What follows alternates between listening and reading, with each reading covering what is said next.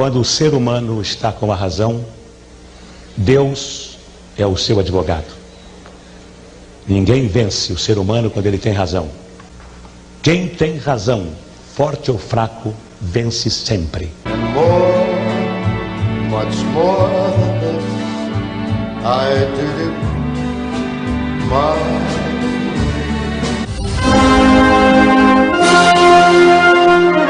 A voz do Brasil. A voz do Brasil conhece Jorge Cajuru. Comunicando. Em Brasília, 10 da noite. Começa agora a segunda edição do telejornal A Voz do Senado. Hoje, excepcionalmente, voltamos ao nosso horário de 10 da noite por causa da edição extraordinária apresentada pelo senador Jorge Cajuru por volta de 7 horas, sobre os escândalos de corrupção em Goiás. Você pode conferir o vídeo na íntegra na timeline do Facebook Cajuru Goiás e no perfil Cajuru Oficial no YouTube. Aproveito para lembrar a todos que a participação de vocês é muito importante para a gente. Comente sempre no facebook.com/Cajuru Goiás. Uma quinta-feira de intensa atividade para Cajuru no Senado Federal. Pela manhã, participou do primeiro questionamento na CPI de Brumadinho, onde fez duras perguntas ao ex-presidente da Vale, Fábio Schwartzman. Depois, fez pronunciamento no Senado para falar das assinaturas que colhe para dar sequência à proposta de emenda constitucional que torna permanente o Fundeb, essencial para o futuro próximo da educação básica no país. E também para reforçar o movimento pelo pedido de impeachment do ministro Gilmar Mendes, do Supremo Tribunal Federal. Vossas Excelências, brasileiros e brasileiras, nossos únicos patrões, aqui fala Jorge Cajuru, seu empregado público. Eu registro aqui em ata, com muito prazer, os senadores que estão apoiando o manifesto de impeachment do nefasto ministro Gilmar Mendes, da Suprema Corte. Primeiro a assinar, Jorge Cajuru. Segundo, Luiz Carlos Heissen. Terceiro, Uriel Visto. Quarto, Lazier Martins. Quinto, Stevenson Dias. Sexto, Álvaro Dias. Seguindo, Eduardo Girão, Alessandro Vieira, Randolfo Rodrigues, Major Olímpio, Flávio Arnes, Marcos Duval, Regufe, Fabiano Contarato, Maria do Carmo Alves, Plínio Valério, Soraya Toronic. Enfim, são 19 senadores que mostraram a postura de um sonho de ver este Senado votando. É claro que eu vou amar ver o ministro Gilmar Mendes sofrendo o impeachment, mas democraticamente haverá uma votação. Tomara que isto aconteça, pois 10 pedidos de impeachment já foram solicitados contra Gilmar Mendes e nunca essa casa aqui, ao longo dos últimos anos, aprovou. Ele parece realmente ser acima do bem e do mal e não se achar Deus. Ele tem certeza que é. Aproveito um momento, pátria amada, para comunicar uma notícia extraordinária. Uma notícia histórica para a educação deste país, através de uma PEC apresentada por mim, a PEC 33 de 2019, protocolada em 26 de março de 2019. Hoje é 28 de março.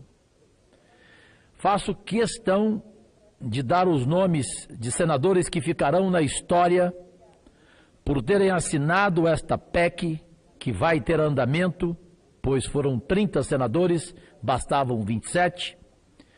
Teomário Mota, Nelsinho Trade, Elisiane Gama, Ângelo Coronel, Zenaide Maia, Chico Rodrigues, Espiridião Amin, Selma Arruda, Eumano Ferrer, Leila Barros, do vôlei, Regufe, Randolph Rodrigues, Lucas Barreto, Alessandro Vieira, Paulo Rocha, Rogério Carvalho, Humberto Costa, Paulo Paim, Fabiano Contarato, Marcelo Castro, Roberto Rocha, Plínio Valério, Carlos Viana, Veneziano Vital do Rego, Antônio Anastasia, Lazier Martins, Flávio Arles, Irajá, Sérgio Petecão, Isalci Lucas, e tenho certeza que outros, ao ouvirem o que vou falar aqui, vão querer assinar.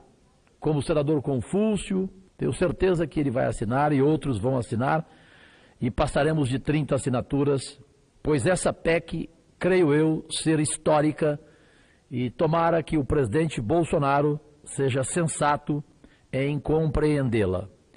Na última terça-feira fiz aqui um pronunciamento informando aos colegas e ao Brasil sobre o encaminhamento que fiz de uma proposta de emenda constitucional, uma PEC, como é chamada, que torna permanente o Fundo de Manutenção e Desenvolvimento da Educação Básica e de Valorização dos Profissionais da Educação, Fundeb.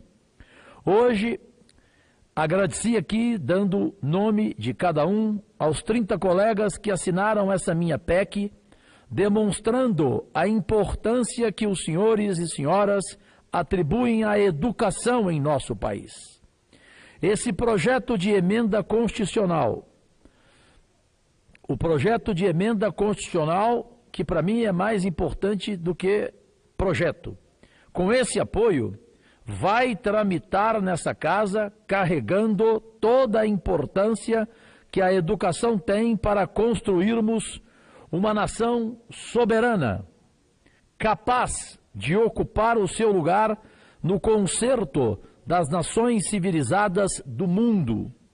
Esse projeto que garantirá a continuidade do Fundeb a partir de 2021 beneficiará 63 milhões e 600 mil alunos da pré-escola, do ensino fundamental e do ensino médio em todo o Brasil. Em Goiás, estado pelo qual orgulhosamente fui eleito, serão beneficiados 502.166 alunos da rede estadual através de minha PEC. Isto somente da rede estadual de ensino e mais as redes municipais, segundo o censo escolar de 2018.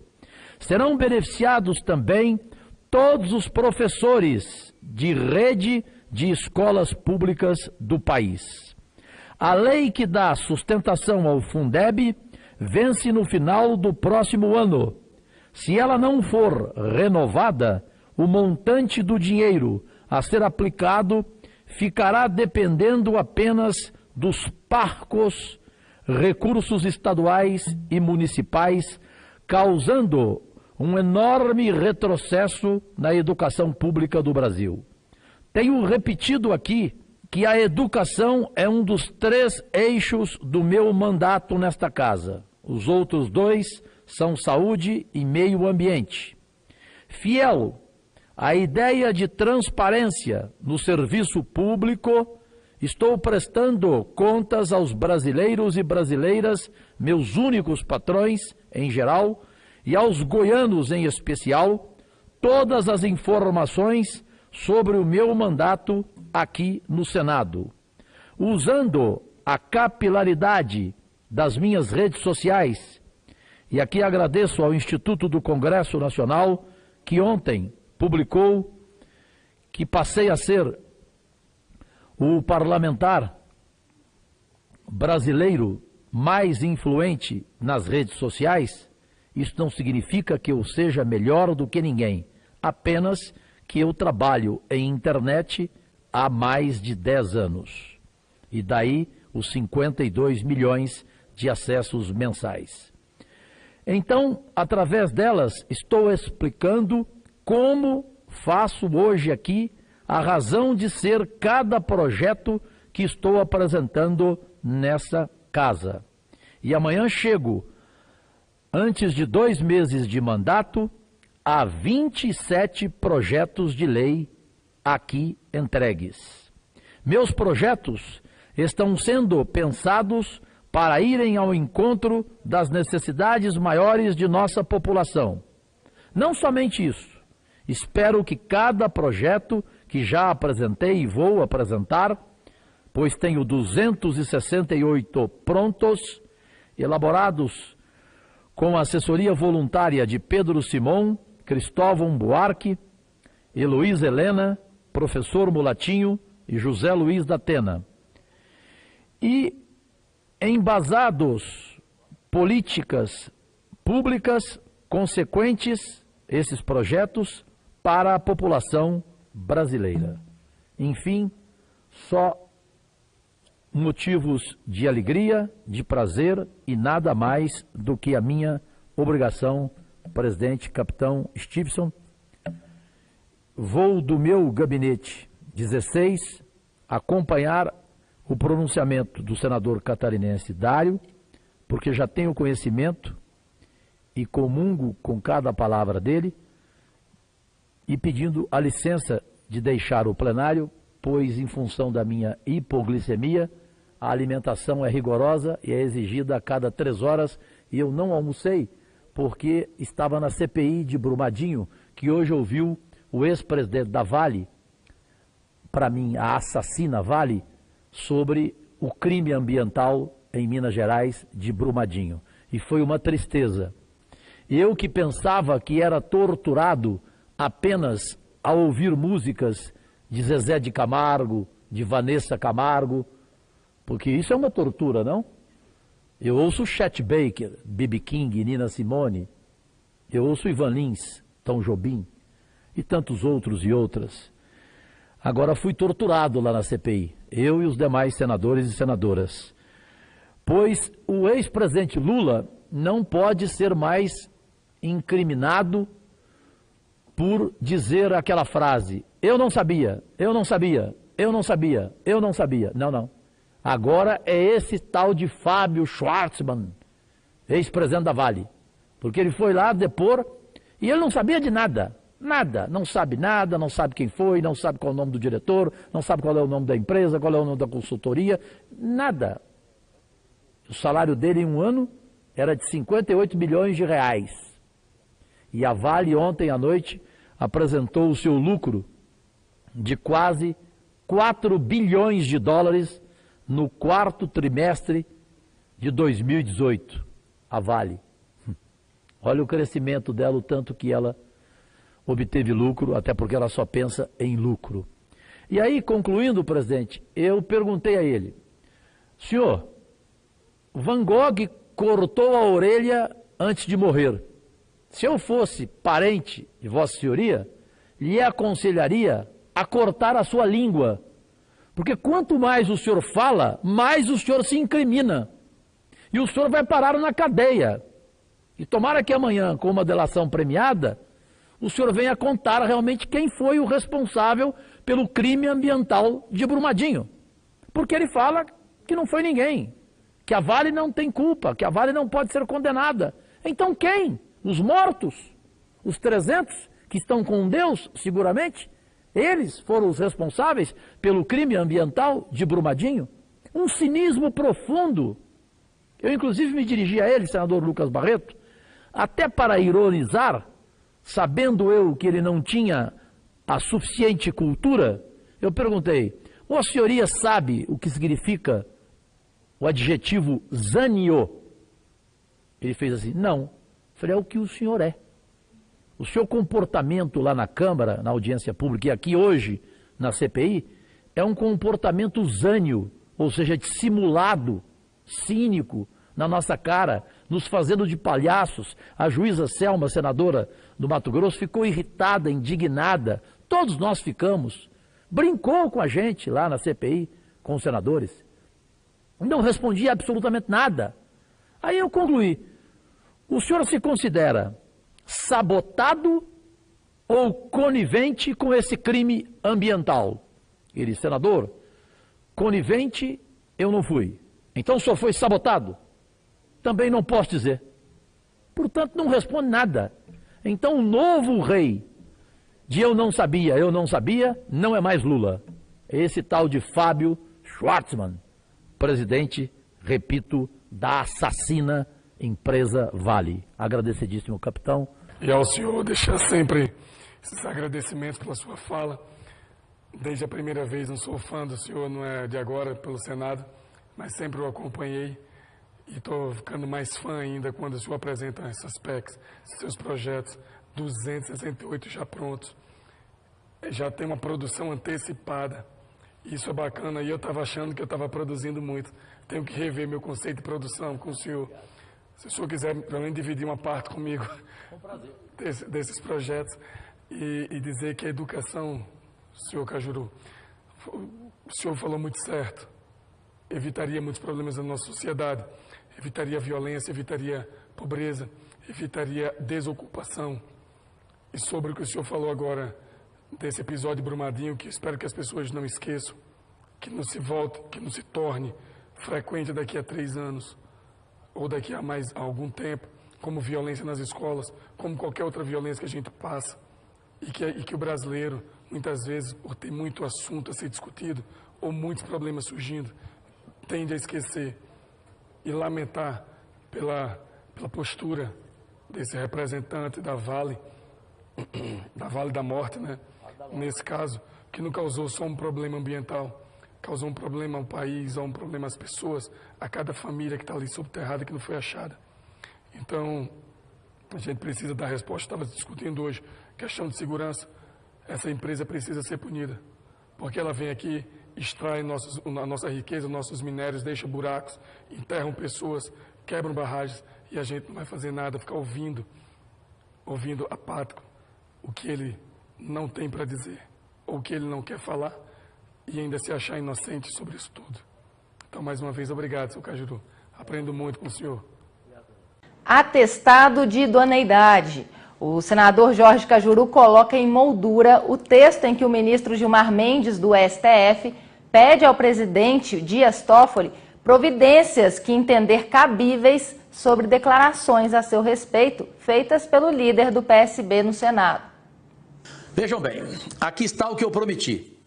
O diploma que eu vou colocar aqui no gabinete, na parede, como atestado de idoneidade. O ministro nefasto Gilmar Mendes pediu a minha cabeça, pediu providências cabíveis contra mim. Nos bastidores, ele fala que vai me colocar na cadeia. Vamos ver, ministro Gilmar Mendes. Então está a cópia do pedido que ele fez ao ministro Dias Toffoli, o presidente do Supremo Tribunal Federal, para que ele tome providências cabíveis contra mim, em função do que eu falei dele, depois do que ele falou do procurador digníssimo da Operação Lava Jato, Deltan Dallagnol, chamando-o de gentalha, de gangster, de cretino, e depois que ele chamou o meu colega aqui do Senado, senador Alessandro Vieira, de desqualificado. Deu direito para uma reciprocidade de adjetivos, foi o que eu fiz. Eu posso ter exagerado na forma, no conteúdo não. E tenho direito, porque me baseei no artigo 53 da Constituição, que me dá o direito inviolável de uso de palavras, de votos, enfim, é um direito meu. Mas ele acha que é o dono do país, né, o Gilmar Mendes. Então aqui está a íntegra do pedido dele, da minha cabeça, né, nos bastidores fala que vai me colocar na cadeia, e eu vou guardar para sempre como atestado de idoneidade, ser processado, né, e de repente até ser condenado pelo Gilmar Mendes. Todos os dias nós recebemos inúmeras ligações e e-mails comentando e elogiando o trabalho do senador Cajuru.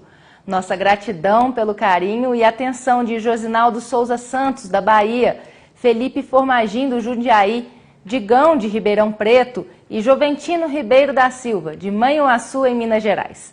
Você também não deixe de comentar à vontade no facebook.com/CajuruGoiás, no Twitter, @SenadorCajuru e Instagram, Senador Cajuru. Ou então ligue para a gente no DDD 61 3303 2844. A sua participação é muito importante para que o senador Cajuru faça um mandato histórico. A Voz do Senado volta amanhã às 2 da tarde com Diana Lins e Jorge Cajuru. Uma boa noite. Agradecidíssima.